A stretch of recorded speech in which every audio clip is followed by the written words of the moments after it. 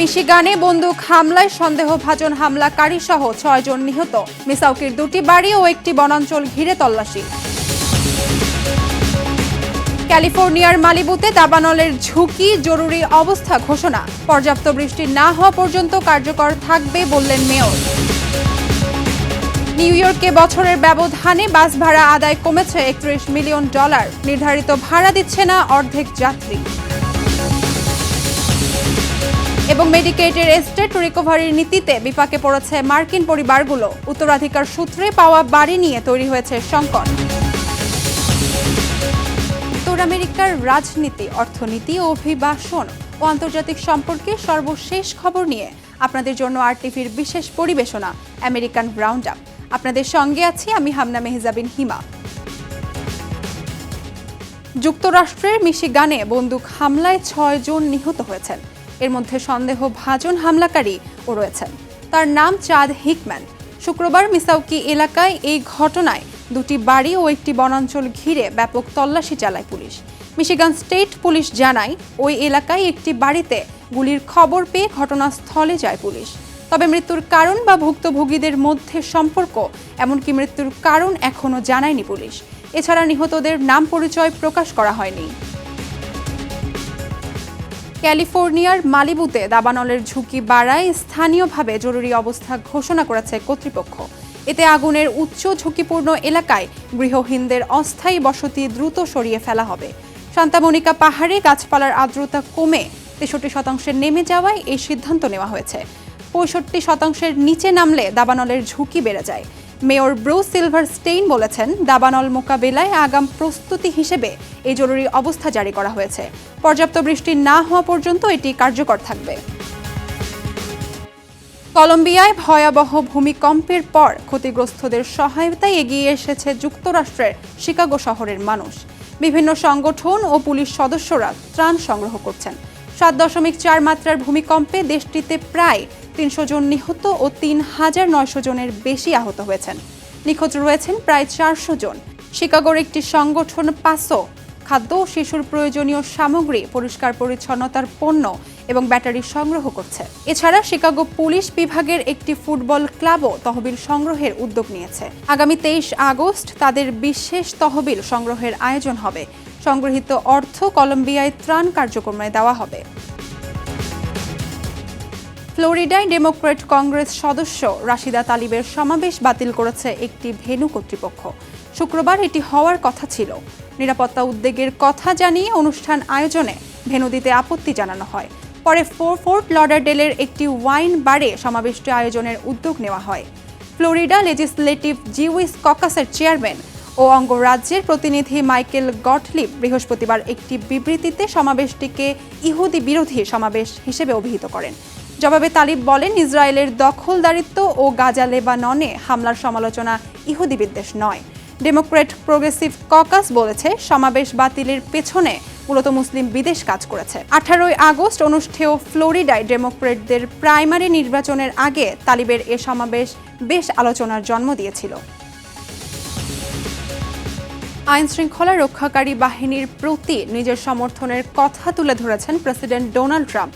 শুক্রবার তিনি দাবি করেন, ডেমোক্র্যাটদের পুলিশ সংস্কারের উদ্যোগের কারণে যুক্তরাষ্ট্রের কিছু এলাকায় নিরাপত্তা কমেছে। তবে ট্রাম্প প্রশাসনের সময়ে ফেডারেল আইন শৃঙ্খলা বাহিনী বড় মনোযোগ রয়েছে অভিবাসন ইস্যুতে। বক্তৃতায় ট্রাম্প আবারও অভিযোগ করেন, বাইডেন প্রশাসন অনেক অপরাধীকে যুক্তরাষ্ট্রের প্রবেশের সুযোগ দিয়েছে। এদিকে অভিবাসন ছাড়া অন্যান্য অপরাধে ফেডারেল পর্যায়ে অভিযুক্তদের সংখ্যা জুন পর্যন্ত 7% কমে প্রায় 22,000-এ নেমেছে। একই সময়ে বন্দুক ও মাদক সংক্রান্ত অপরাধের মামলাও কমেছে। নিউ ইয়র্কে বাস থেকে ভাড়া আদায়ের আগের বছরের এই সময়ের তুলনায় $৩১ মিলিয়ন কমেছে। একই সময়ে বাসে ভাড়া না দিয়ে যাতায়াতের হারও উদ্বেগজনক পর্যায়ে রয়েছে। মূলত নিউ ইয়র্ক সিটির মেয়র জোহরান মামদানির দায়িত্ব নেওয়ার প্রথম 6 মাসে বাস ভাড়া আদায়ের হিসাব এটা। মেট্রোপলিটন ট্রান্সপোর্টেশন অথরিটির হিসাব অনুযায়ী বর্তমানে প্রায় অর্ধেক বাস যাত্রী নির্ধারিত $3 ভাড়া পরিশোধ করছেন না। যদিও সাবওয়ে ও কমিউটার রেলে ভাড়া থেকে আদায়ের পরিস্থিতি তুলনামূলক ভালো। এ পরিস্থিতিতে নতুন করে আলোচনায় এসেছে মামদানির বহুল আলোচিত বাস ভাড়া ফ্রি করার পরিকল্পনা। যুক্তরাষ্ট্রে মেডিকেডের এস্টেট রিকভারির নীতিতে বিপাকে পড়েছেন মার্কিন পরিবারগুলো। এর ফলে উত্তরাধিকার সূত্রে পাওয়া বাড়ি নিয়ে তৈরি হয়েছে সংকট।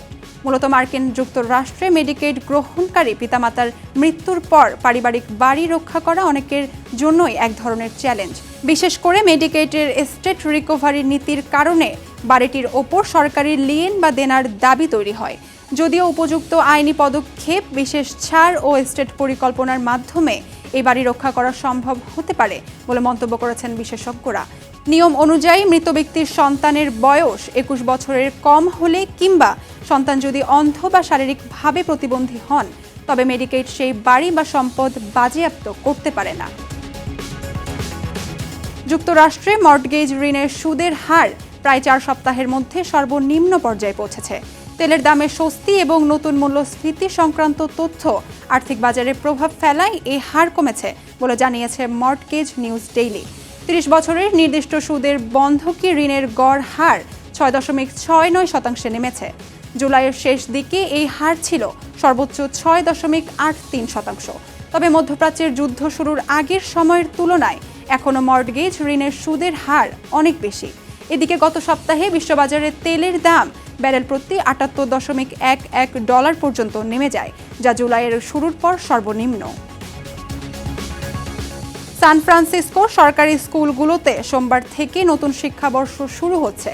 কর্তৃপক্ষ বলছে এবার তাদের বাজেট ভারসাম্যপূর্ণ থাকলেও শিক্ষার্থী কমে যাওয়ায় দীর্ঘমেয়াদী চ্যালেঞ্জ রয়েছে। সুপারিনটেনডেন্ট মারিয়া সু জানান, স্কুলে ক্লাস চলাকালে মোবাইল ফোন ব্যবহারে নিষেধাজ্ঞা রয়েছে।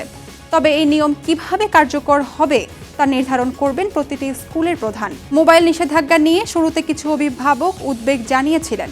তাদের আশঙ্কা ছিল স্কুল চলাকালে সন্তানদের সঙ্গে জরুরি যোগাযোগ করা কঠিন হতে পারে। তবে ভবিষ্যতে কোনো স্কুলে শিক্ষার্থী সংখ্যা কমে গেলে কয়েকটি স্কুল একীভূত করার মতো সিদ্ধান্ত নেওয়া হতে পারে। এবার ডিজিটাল বিল ইস্যুতে যুগান্তকারী রায় দিল যুক্তরাষ্ট্রের একটি ট্যাক্স আদালত। দেশটির মেরিল্যান্ডে ডিজিটাল বিজ্ঞাপন কর বাতিল করে ইতোমধ্যে আদায় করা অর্থ ফেরত দেওয়ার নির্দেশ দিয়েছে অঙ্গরাজ্যটির ট্যাক্স কোর্ট। আদালত বলেছে, এই কর federal internet tax freedom act, মার্কিন সংবিধানের প্রথম সংশোধনী এবং বাণিজ্য ও যথাযথ প্রক্রিয়া সংক্রান্ত ধারার সঙ্গে সাংঘর্ষিক। একই সঙ্গে অ্যাপল, গুগল ও পিকক টিভির কাছ থেকে আদায় করা করের অর্থ ফেরত দিতে রাজ্য কর্তৃপক্ষকে নির্দেশও দিয়েছে আদালত। 2021 সালে অনুমোদিত এই কর ছিল যুক্তরাষ্ট্রের ডিজিটাল বিজ্ঞাপনের ওপর প্রথম রাজ্যভিত্তিক কর। স্বাস্থ্য ঝুঁকি বিবেচনায় এবার যুক্তরাষ্ট্রের বাজার থেকে প্রত্যাহার করা হলো 15 লাখের বেশি ডিম। সালমোনেরা ব্যাকটেরিয়া সংক্রমণের আশঙ্কায় এই সিদ্ধান্ত নিয়েছে মার্কিন ফুড অ্যান্ড ড্রাগ অ্যাডমিনিস্ট্রেশন বা FDA। গত জুলাই মাসে এই ডিমগুলো বাজার থেকে সরিয়ে নেওয়ার প্রাথমিক প্রক্রিয়া শুরু হয়েছিল। সম্প্রতি পরিস্থিতির গুরুত্ব বিবেচনায় এই কড়া সতর্কতা জারি করে FDA। এর আগে জুলাই মাসে mid West poultry services LP প্রথমবারের এই বিপুল পরিমাণ ডিম বাজার থেকে প্রত্যাহারের ঘোষণা দেয়। এ পর্যন্তই আমেরিকান রাউন্ড আপ। উত্তর আমেরিকার গুরুত্বপূর্ণ সব আপডেট পেতে RTVর সাথেই থাকুন। মতামত জানান RTVর সামাজিক যোগাযোগ মাধ্যমে। সবাই ভালো থাকুন।